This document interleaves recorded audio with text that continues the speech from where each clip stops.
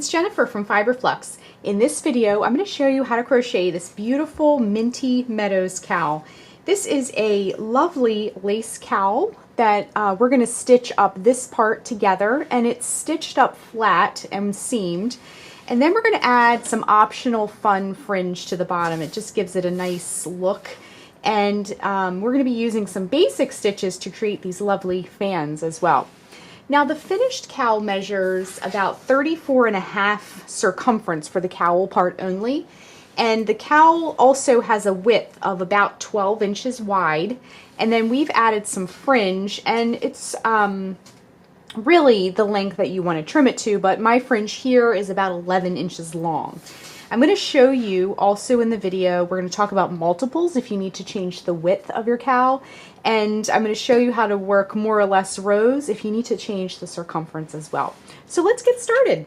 For this project, you'll need a tapestry needle, a pair of scissors. We're going to be using a 5mm H crochet hook. This is my Furls Odyssey as a side note in case you're wondering. We're also going to be using a yarn. This was actually a yarn from one of the knit crates that I received, and it's called Aldine Wool's Psy DK, and it's one of their house brands, and the colorway is Leaf Eater. And I will say, if you want to substitute yarn, just look for a DK weight yarn, and we're going to be using the H hook with that. Now I have 2 skeins here, and each one of these is 302 yards, 276 meters.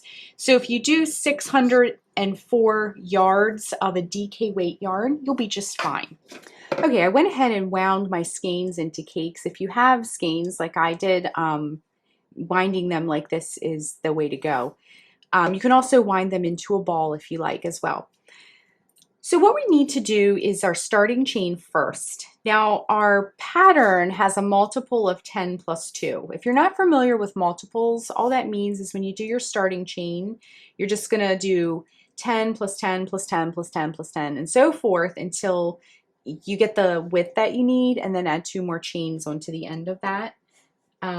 So our starting chain is 62. Now if you need to adjust the width for your own needs, just know that it's a multiple of 10 plus 2. So what we need to do is put a slip knot on our hook to begin. So what we're going to do is wrap the yarn around our fingers to make a loop, and you know what, I'm going to zoom in just a little bit better so you can see. So wrap your yarn around your fingers to make a loop, bring the yarn behind the loop, reach in with your hook, bring up the loop, and tighten. So then what we're going to do is do our starting chain like we talked about before of 62, okay? So to make a chain, wrap yarn around hook, bring it through the loop. That's 1, 2, 3, 4, 5, 6, 7, 8, 9, 10, 59, 60, 61, and 62. So here is our starting chain. Now I do get this question a lot about starting chains being tight, and that's kind of a common thing, especially when you're starting out. If you need to go up a hook size, now we're doing the H, if you need to go up a hook size to like an I and do your starting chain, you can do that and then just go back to the H hook for the rest of your project. All right, so what we're going to do for row 1 is kind of set things up. All right, so we're going to work a single crochet into the second chain from the hook. So the loop on your hook does not count. So go 1, 2, and we're going to work a single crochet into that second chain from the hook. So insert the hook into that second chain from the hook, bring up a loop. You'll have 2 loops on your hook, wrap yarn around hook, bring it through both loops. Then what we're going to do is skip 4 chains, 1, 2, 3, and 4, and in the chain after that, we're going to work 9 treble crochets into that chain. So to make a treble crochet, wrap yarn around hook 2 times, insert the hook into that chain, bring up a loop. You'll have 4 loops on the hook, wrap yarn around hook, bring it through the first 2 loops, wrap yarn around hook, bring it through the next 2 loops, wrap yarn around hook, bring it through the last 2 loops. So we need to do a total of 9 treble crochets. So that was 1. And then we're going to do 2, and we're doing this all in the same chain. So that's 2, and then 3, and then 4,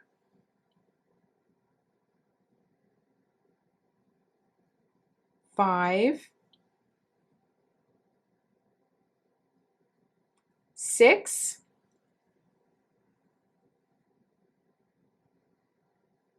get a little bit more yarn here, 7, 8, 9,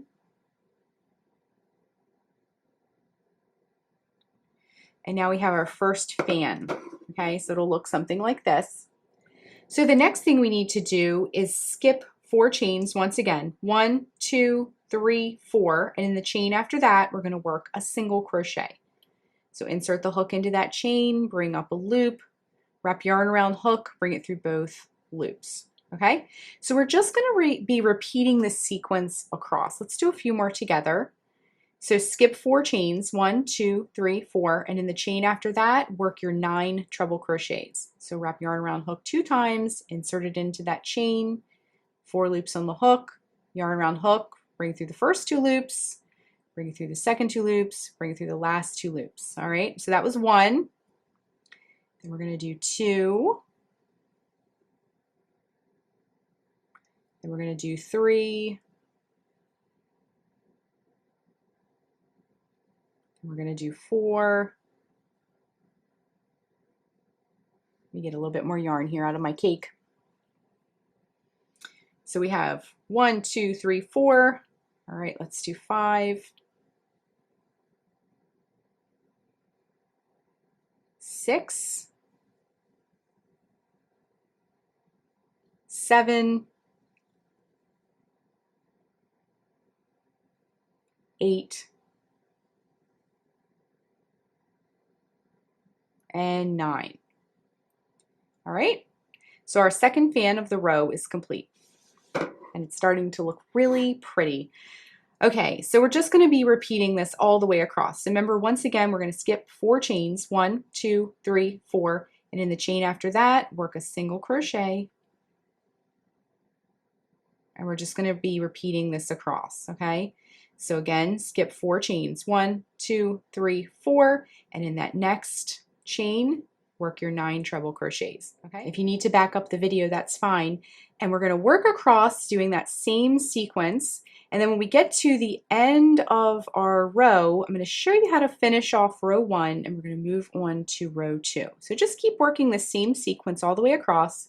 You can use the slow motion feature. You can back up the video as many times as you need to see this part again. Okay, we're moving right along, just working that last treble of that last little fan. And then we have a couple chains left. So we're going to skip 1, 2, 3, 4, and in that very last chain, work a single crochet just to finish it off. Okay, so row 1 is complete. Now let's look at what we've done. Zoom out a little bit.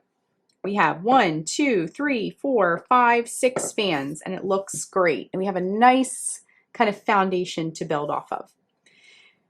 So for row 2 is really easy. It's just a lot of chains, and you kind of move across it pretty quick. Some trebles on this one. So for row 2, what we're going to do is, let me zoom back in. We're going to chain 4. 1, 2, 3, 4. This is going to count as a double crochet and kind of function as one. So we're going to chain 4, and we're going to turn our work. Now in this first single crochet, remember that single crochet we just worked at the end of the row? You're going to work a treble crochet into that first little single crochet of the row. So work a treble crochet into that. Then we're going to chain 3. 1, 2, 3. And then we need to locate the center of our fan because we're going to work a single crochet into the center of our fan. So what you want to do is you want to avoid this chain down here because it's going to kind of look like one of our trebles, but it's not. So up here is where they are. So you're going to go 1, 2, 3, 4. And in that next stitch, that 5th one, that center one, that little stitch at the top, you're going to work a single crochet. So let me grab my yarn. Remember, we're going to go 1, 2, 3, 4, and in the stitch after that, work a single crochet. Insert the hook into that stitch at the top, that centermost stitch of the fan in the very middle. Bring up a loop, wrap yarn around hook, bring it through both loops, just like that. Then we're going to chain 3. 1, 2, 3, and then what we're going to do is, remember that single crochet we did in between our fans here? Locate that. It's that stitch right in the middle there. And we're going to work 2 trebles into that single crochet from the previous row. So wrap yarn around hook twice. First 2 loops, next 2 loops, last 2 loops. We're going to work another treble into that single crochet, just like that. Okay? Chain 3 once again. And then we're going to work our single crochet into the center of the fan. It's easy to find if you go 1, 2, 3, 4, and in the stitch after that, that 5th stitch, work your single crochet. Okay? Chain 3, 1, 2, 3. Locate that single crochet in between the 2 fans and work 2 trebles into that single crochet. And we're just doing this all the way across.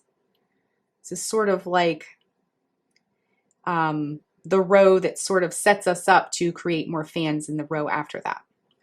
Okay, so chain 3. 1, 2, 3, and then we're going to work in the center of that fan. 1, 2, 3, 4, and that stitch after that 4th one, that 5th stitch, work your single crochet, chain 3. 1, 2, 3, and then locate that single crochet in between your fans. Work 2 trebles into that single crochet.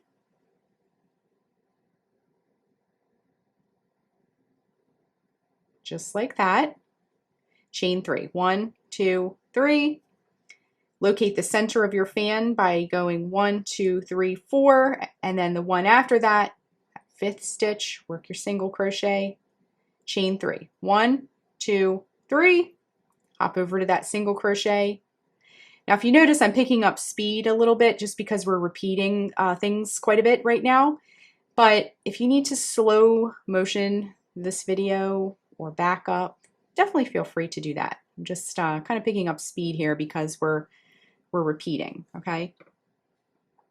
All right, chain 3, 1, 2, 3, and then we're going to go in the center of that fan. 1, 2, 3, 4, and then the stitch after that, so that 5th stitch, work your single crochet and chain 3.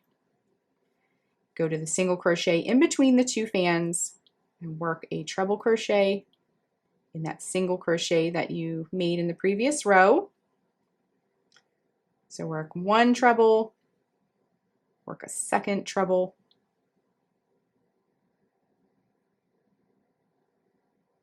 and then chain 3, 1, 2, 3, and then skip 1, 2, 3, 4 stitches, and then a single crochet into that 5th stitch, chain 3, 1, 2, 3, and then to finish off the row, it might be a little smushed, but at the end of the row, there is another single crochet. So you're going to just kind of locate it. You might need to kind of move things around a little bit, but you're going to work 2 treble crochets into that single crochet at the end of the row. Okay, so 1 treble crochet and 2 treble crochets. All right, so before we move on to row 3, let's check out our handiwork. Let's flip this over, zoom out a little bit. And so we have these really great fans right now, and there's some nice trebles in between, and it sort of is like kind of boxing them in almost like a window, okay? So for row 3, we're going to do another row of fans, but it's going to be a little bit different because we're not going to be working into the chains this time. For row 3, we're going to chain 1, and then we're going to turn our work. Then we're going to work a single crochet in between these 2 treble crochets from the previous row. So kind of work a single crochet right in the center of that V. And then we're going to start some new fans. So our fans will actually stack on top of one another. And so locate that single crochet that you worked in the center of the fan from the previous row, and we're going to work 9 treble crochets into that single crochet. Okay? So just as a refresher, wrap yarn around hook twice, insert it into that single crochet, bring up a loop. You'll have 4 loops on the hook. Wrap yarn around hook, bring it through the first 2 loops, wrap yarn around hook, bring it through the next 2 loops, wrap yarn around hook, bring it through the last 2 loops, okay? So we're just going to do that. So 1, 2, whoops, 3, 4, 5,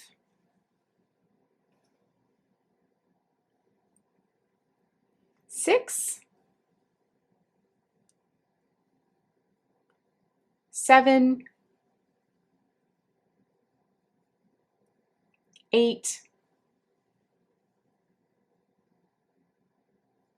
9, and our fan is complete. So we worked 9 treble crochets into that single crochet. Then we want to go, there's 2 treble crochets from the previous row. We're going to work a single crochet right into those, in the middle of those, similar to what we just did. And then we're just going to keep doing the same thing all the way across. So work 9 treble crochets in the top of this fan, then work your single crochet into that little V, 9 treble crochets, and so forth. I'm going to continue across, and then we'll rejoin towards the end of the row. Just coming up to the end of the row, I worked my last fan. So we worked 9 trebles on top of each fan from the previous row, and we worked a single in the center of each one of these V's. So I'm at the end here, and to finish the row, I'm just going to work a single crochet in that very last V at the end of the row, and then we are finished. To finish your shawl, you're just going to work rows 2 and 3, 2 and 3 over and over and over until it's as long as you'd like it to be, or until you run out of yarn. But if you want to put some fringe on it, like we're going to do, just save a little bit of yarn for that part as well. So just keep working on your rows, and we'll rejoin and do the next part. So I'm just finishing up that very last stitch of the row. And now we're finished and we're ready to seam. So what I'm going to do next is just cut the yarn and fasten off. So you fasten off by wrapping the yarn around the hook and pulling it through that loop. Okay. So before we start weaving in ends and seaming and things like that, I just wanted to give you an idea of the dimensions that I have here. Let me grab my tape measure. So we worked our rows. Now everybody kind of likes their cowl to sit a different way around their necks. Some people like a more snug feel. Some people like something more loose and drapey. And others like a very long loop so they can wrap it around twice, more like an infinity scarf. So you can really continue for as long as you want based on the yarn that you have as well. So let me just show you the dimensions that I got here. And we're at about 34.5 inches long and let's see, 12 inches wide, okay? So what we're gonna do now is grab our ends here, and we're just going to weave those in. Let me show you how to do one, and then we can kind of do the rest on our own. So grab your tapestry needle and just thread it with a little tail here. And then you're just going to go into the stitches. Now this is kind of lacy, and so it's not going to have like a dense solid fabric. So you want to just take care to go into those stitches nice and neat, okay, so that things aren't sticking out or showing on the other side, okay? So just try and go into those back loops. Now our shells or fans here that we've created have a definite front and back, and I'm going to show you that in just a second. Okay, so take your time working in your ends, and then I like to also come back in the other direction with my my tapestry needle. And it kind of helps lock it into place, okay? So when you're done, you can pull your needle out, give it a little snip,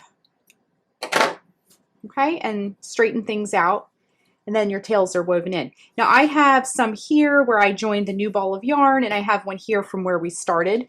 So go ahead and weave those in, and when we rejoin, I'm going to show you how to seam this together. Okay, so we have all our ends woven in, and I didn't mention this before, but make sure when you end your piece that you end on the row where you did the chains and the 2 trebles like this, so it has more of a squared off top.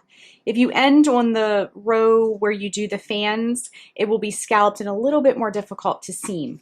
So I also wanted to mention that you can keep going. Now I saved some of my yarn, and it's not a lot. It's my cake's kind of flattening out here, but I saved enough to put fringe at the bottom of mine. Totally optional. You can keep going with your yarn and make yours longer. If you chose to make yours wider or narrower, maybe you wanted to do a longer scarf or something like that. But I did save enough yarn to give some nice fringe to the bottom of it. So what we're going to do is you'll need to identify the front and back of your piece. So this definitely has a front and a back to it. The sides, when you worked the rows where the shells faced you, is going to have the front. Now you can see the stitches look a little bit different than they do on the inside. See how they have a little bit different of an appearance? Let me just show you up close. So that's the inside. They're a little bit more ripply looking. And that's the inside. These outside. These are a little bit more kind of linear looking, okay? So what you'll want to do is turn it inside out and then just bring the sides together. And whenever you seam lace, it's always a little bit tricky. So when you seam more solid fabrics, it's easier to join and there aren't any gaps. But with lace, you can have open areas and sometimes it can be a little tricky. So what I would recommend is to go slow and frequently turn it back out and look at how it looks. Check your progress as you're seaming, and if you need to pull it out, then it's worth it to do it at that time instead of when you're finished, okay? So I cut a piece of yarn about 24 inches long, and I'm just going to thread my tapestry needle. And then what we're going to do is hold our edges together. Now, like I said before, lace is a little tricky, but if you go nice and slow and take your time and try to line up those edges as much as possible, it'll be a little bit easier, okay? So we're going to go into the corners first, and what I'm going to do is pull it almost all the way through so that I have a little end here, and then you don't want it to be too short, but just enough so you can weave it in later. But we're going to tie it right on, tie a nice secure knot, and we're going to whip stitch this through, okay? Now we're going to go a little ways and then check it, go a little ways and then check it. So if we need to pull some things out, it won't be too much of a challenge. Now what I would recommend for this particular lace that we're working on here is to line up the tops of the fan. See how we did that single crochet at the top center of this fan? I would line that up with the hole at the bottom of the fan that you're connecting the ends to, okay? So that way when you look at this, your fans will be lined up, and that illusion or that visual line will continue even when it's seamed. So if those are off center, see how that doesn't look right? The line gets broken, okay? So try to line up the center of the fan with the center of the fan on the other side of your little sandwich here, okay? All right, so let's line these up, and I'm going to use my finger to sort of mark that spot. All right, so come in with your yarn, and we're just going to do a nice neat whip stitch all the way across here. So I'm going to stitch a little ways and then we'll check it, okay? Now let's get that tail out of the way. And see, I'm lining up the bottom of my fan with the top of this fan, okay? Whoops, and my needle fell out. So let me just rethread that. Sometimes that happens. Okay, let's, all right, so here's my fan and my fan. They're lined up nice and neat. I'm just gonna stitch those together. And that will create that nice, neat, continuous line that we have here, okay? So another note too is when you're seaming lace like this, just go nice and slow. Sometimes with, like if I'm seaming some single crochet together or something like that, I can do it pretty quickly because it's more obvious. But something like this where it's lighter yarn, the stitches are delicate, they're a little bit more complex than, you know, like a piece of double crochet or something like that. You want to just take your time and go nice and neat. Now I'm approaching the next shell, so let me just get those lined back up, and we're just gonna go through both layers here, just making sure. Now when I get to this next shell, we'll turn it back out and look. Okay. All right, so straighten everything out, and I'm almost at that shell. So let's flip this out, and you can see that our efforts to line things up really paid off because everything's kind of stacked, okay? So I'm really liking this. We kind of had that line that we're getting here, and it's sort of being mimicked here as well, okay? So it's blending very nicely. So as you work, just try to keep those fans lined up as much as possible, and it will certainly make things a lot easier. So I am going to just keep seaming across, keeping our little fans lined up. And then when we rejoin, what we'll do is we'll finish off our seam here. And then we're going to learn how to add some fringe. Now, again, like I mentioned, this is completely optional, but it does add a beautiful touch to it, and it is very fun to wear as well, okay? So finish your seam, and we'll rejoin in just a moment. Don't forget to check every so often, flip it back out, and make sure things are lining up. Okay, I'm just coming up to the edge here, and I just had a couple more stitches to do. Now, when you do a side like this, you don't want to just stop abruptly. You sort of want to come around it a little bit, and because as I open it up here and show you, see how that dips in, and it doesn't actually, let me zoom in. There you go. It dips in like that, and that's not as attractive. You want a tube, a cylinder, right? So I like to just come just around the side a little bit, and that helps that quite a bit, okay? Even though it feels like you're stitching down the side now, I will do that. Now let me show you the difference. Okay, so I came around the side, and it's a little bit straighter now. You still have a little dip, and if you have that, you can just throw one more little stitch in there, and oops, I lost my needle here. Yeah, just keep throwing a stitch or two in the side and look at it. Put a stitch in there, look at it until it's kind of how you want it to look, okay? So I'm happy with the straightness now of that.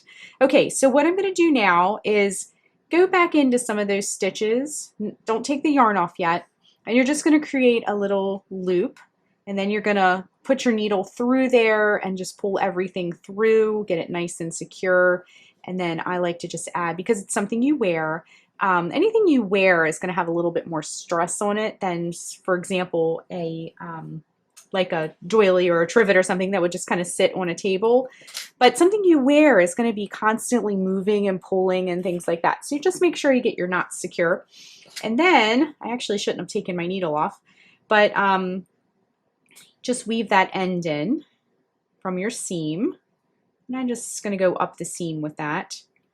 Go in the other direction.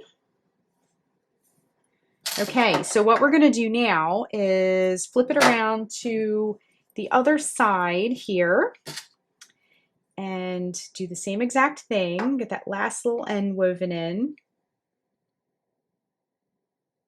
Now you can also, I have people ask me this when I seam things, you can like slip stitch it together without taking it off your hook, or single crochet it together.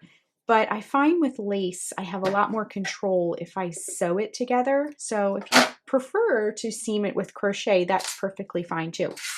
Okay, so we're still inside out. So we're going to turn things right side out. And we have a beautiful cowl. I wish that you could feel this yarn. It just has a nice soft feel. But let's take a look at this seam that we just created. We were very careful to keep things lined up, and our seam runs across here. So it really blends in. It looks great. Okay, so the next thing we need to do is turn it so everything's nice and flat. Now, you can totally wear it as is, okay? But what I'm going to do is I'm going to grab my larger scissors, because we're eventually going to trim the bottom of our fringe and get it nice and even. So you'll want to grab your hook again, kind of slide things up, and now grab your yarn. Now I saved yarn to do the fringe. Again, if you don't want to do the fringe, it's totally optional, okay? But what I'm going to do is I'm going to pull a length of yarn about 18 inches or so, fold it in half, pull the yarn out, fold it in half, pull the yarn out, fold it in half, okay? So at one end, and then cut. So at one end, I'm going to have two ends here and a loop. At the other end, I'm going to have two loops. So fold it enough so you have two loops at one end. And then what you're going to do is pull it around and hook it around your finger so that the two ends are hanging down. Now, let me zoom back out so you can see the big picture here. And then what we're going to do is go into the bottom edge here, and we're going to start attaching our fringe. Now, the key for fringe is to just make sure you place it in the same spot all the way around, and that will ensure that everything is even looking, okay? So figure out where you want to start placing your fringe. I'm going to go with the bottom of the shell here. It really doesn't matter where you choose to place your fringe, just make sure it's uniform, okay? So I just have been doing all this without telling you what I'm doing.